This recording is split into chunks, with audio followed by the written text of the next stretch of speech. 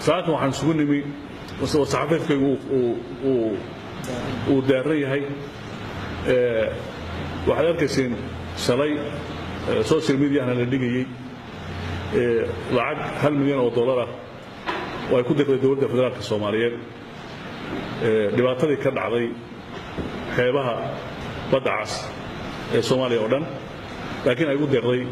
si gaar ah maamulka Puntland maamulka Soomaaliland Puntland ma diidana in loo gurmado ummadda Soomaaliyeed ee dhibaatada ku dhacday laakiin waxaanu diidanahay una aragnaa lacagta $1 milyan ee ra'iisul wasaare ku-xigeenka iyo wasiirka maaliyadda ay hormuudka ka ahaayeen dowladda federaalka inay ahayd inaan lacag la bixin ee loo dhiibo hay'adaha khayriga ah oo dadka Soomaaliyeed lagu gargaaro ee dhibaatadu gaadhay laakiin Puntland waxay u aragtaa inay lacagtaas tahay lacag kaasha oo farta laga saaray musabbixii maamulkiisa laguna dhibaateynayo dhibaatada ka taagan gobolada Sool Sanaag iyo Cayn ee Puntland anoo ku hadlaya magaca xukuumadda dowladda Puntland waa cambaarayna si cad baan u cambaarayna adag waxay ahayd dadka haddii loo gurmanayo in hay'adaha khayriga loo mariyo ama dowladda federaalka u dhibto culimadii Soomaaliyeed ay u dhigi jirtay dadka dhibaatada gaadhay la gaarsiiyo laakiin uma aragno hadda inay tahay mid la gaarsiinayo waxaan aragnaa mid lagu dhibaateynayo Puntland iyo shacabkeeda Puntland duufaantu waa ku dhufatay min bareeda ilaa Laasqoray waxaa degay 9 doonyood oo u raraa reer Puntland 7 ka mid ah mulkiyadeeda waxaa iska lahaa ganacsatada Puntland baa lahayd ilaa 40 doonyood ama laashash oo lagu kalmaysto ayaa degay oo duufaantu qarqisay iyo shabakadoodii iyo waxoodii waxaa dumay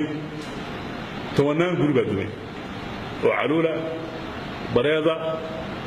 baarga intaba oo ku dhac oo ku dhufatay iyo Laasqoray inta u dhaxaysa waxaan u aragnaa in dowladda federaalka ay ku biirtay colaadda ka dhaxaysa Puntland iyo Soomaaliya ayna garab siinayso Soomaaliya taas ayaan u aragnaa waana cambaaraynaa sidaas baan u cambaaraynaa waxaan u aragnaa inaan dhex ka ahayn waxa arrimaha ka taagan Puntland iyo maamulka Hargeysa dhexdooda sida wasiirku sheegay lacagta $1 milyan ah oo shalay ra'iisul wasaaruhu dhiibay ku-xigeenku dhiibay ra'iisul wasaare ku-xigeenku markuu dhiibayay ra'iisul wasaare ku-xigeenku wuxuu yiri lacagta ayaan la siyaasadayn hadalka waxaan u aragnaa fariin aan munaasib ku ahayn xafiis mas'uul Soomaaliyeed dad Soomaaliyeed oo dhibaato gaadhay oo aan ka danqanayno dadkii masaakiinta ahaa ee halka ku dhibaatoobay $1 milyan iyo ka badan bay ka istaahilaan dowladda federaalka laakiin waxa la rabaa inay gasho gacan mas'uuliyadeed oo dadka gaarsiinaysa waxaan anagu u aragnaa lacagta kaashka ah ee si toos loogu dhiibay maamulka madaxda Soomaaliland inay noqon doonto ayna tahay lacag lagu dhibaateynayo shacabka Sool waxaad la socotaan in haddeertan shalayna aan sheegnay in Hargeysa iyo bariga Burco ciidan laga soo gurayo oo loo soo wado in lagu xasuuqo deegaanka Sool $1 milyan niman hub gadanaya oo ciidan soo guraya markii ra'iisul wasaare ku-xigeenku gacanta ka saaro waxaad garanaysaan in lagu xasuuqay dad Soomaaliyeed waxaan ka xunnahay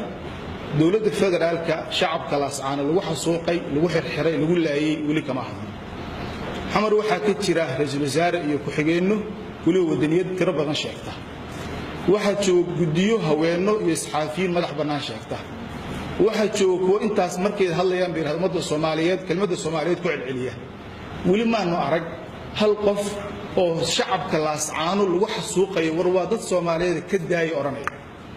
haddii loo quuri waayay dhiigga la daadinayo reer Sool in madaxda Soomaaliya ay tahay war ka daaya dadka waa dad Soomaali ee la leynayay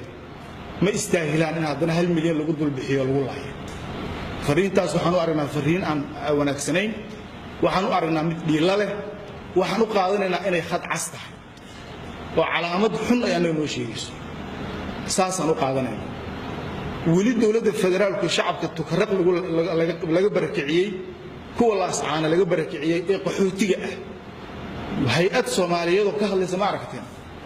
xafiis Soomaaliyeed oo ama wasiir ha joogo ama ra'iisul wasaare ha joogo ka hadlay ma aragteen hooyooyin Soomaaliyeed oo ka hadlay ma aragteen saxaafad Soomaaliyeed oo ka hadlaysa ma aragteen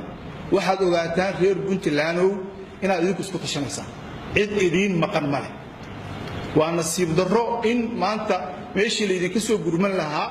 oo reer puntland iyo reer sool la odhan lahaa dadkaa qaxootigaayee ka soo barakacay tukaraq iyo laascaano ee guryahoodiina madaafiicdii lala dhacay ee la xasuuqay waxbaan u wadnaa meeshii la odhan lahaa in la yidhaahdo malyan baan weydaarinay oo hargeysaan ka dejinnay oo macnaheedu iyo rasaastiina ku soo gada haddana fariintaa fariin foolxun haddaan nahay guddiga amniga puntland waxaan u sheegaynaa shacabka puntland calaamad cas u qaata arrintaa digniin u qaata cadaawad idinku soo socota u qaata waxaan kaloo u sheegaynaa dowladda federaalka haddiina waxba ummadda tarayn ha isku dilina intaasna waxaan leenahay dowladda federaalka